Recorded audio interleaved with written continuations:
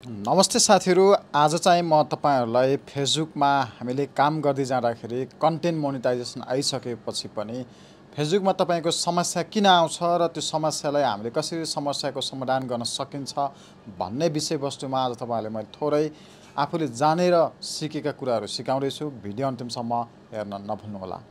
सबैभन्दा पहिले तपाईहरुसँग पेज छ भने तपाईले पेजमा मोनेटाइज गरिसक्नु भयो र तपाईको मोनेटाइज भइसकेर पनि तपाईको पेजमा चाहिँ समस्या आएको छ भने तपाईको चाहिँ कस्तो देखाउँछ भने प्रोफेसनल ड्याशबोर्डमा जानुस्। त्यहाँ गइसक्नु भयो भने तपाईले यहाँनिर तलपट्टि जानुस्।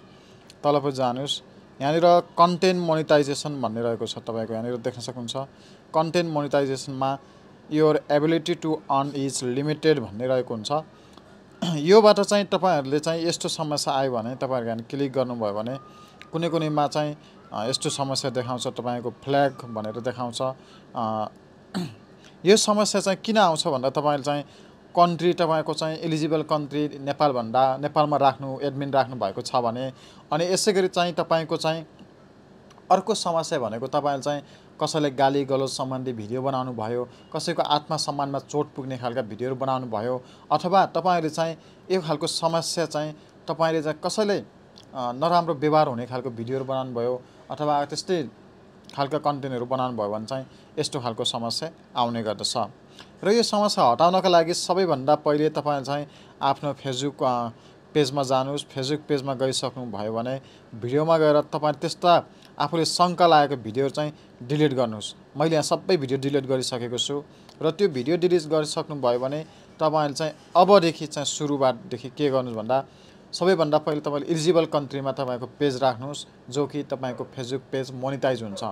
र त्यसपछि भने अर्को उपाय भनेको त्यसपछि तपाईले डेली रूपमा तपाईले चाहिँ फेसबुकमा गएर यहाँनिर चेक इनमा गएर चाहिँ कुन देशमा तपाई एलिजिबल कन्ट्रीको त्यो लोकेसन राख्नुस्। जस्तै मैले इन्डियामा राख्छु। यसरी राखिसकेर यहाँनिर तपाईले केही टाइटल राख्नुस् हैन। टाइटल राखिसकेर तपाई चाहिँ लाइभ जानुस्। लाइभ मिनिमम पनि तपाईले 10 मिनेट लाइभ बस्नुस् दिनमा एकपटक। 10 पटक लाइभ बस्नु भयो भने तपाईको पेज चाहिँ तपाईको 1 हप्ता अथवा 1 महिना भित्रमा तपाईको यो समस्याको समाधान हुन्छ। र समस्याको समाधान भइसक्यो भने पेज रिकमेन्डेसनमा गएर हेर्नु भयो भने पनि तपाईको पेज रिकमेन्डेसनहरु यसरी हरियो आउने छ। र यसैगरी मोनेटाइजेसनमा गएर हेर्नु भयो भने तपाईको चाहिँ यो समस्या हट्ने छ। र यो समस्या हट्नको लागि तपाईले चाहिँ मेहनत गर्नुपर्ने हुन्छ। त्यसको लागि निरन्तर रूपमा लाइभ बस्नु भयो भने र लाइभ सँगसँगै तपाईले चाहिँ आफूले आफ्नो फेस देखाएर चाहिँ रिल्स भिडियोहरु हाल्ने गर्नुस्।